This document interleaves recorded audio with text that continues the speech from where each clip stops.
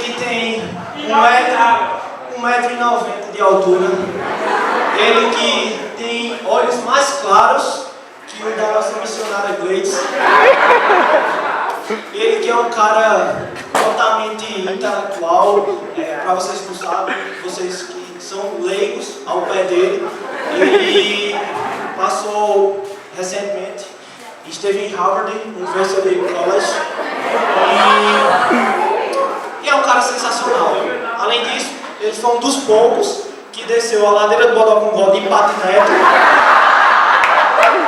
E também conseguiu algo que eu creio que ninguém...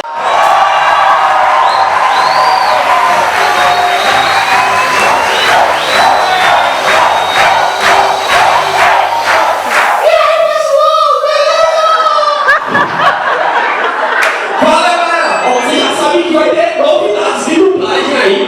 Logo mais, vamos saber.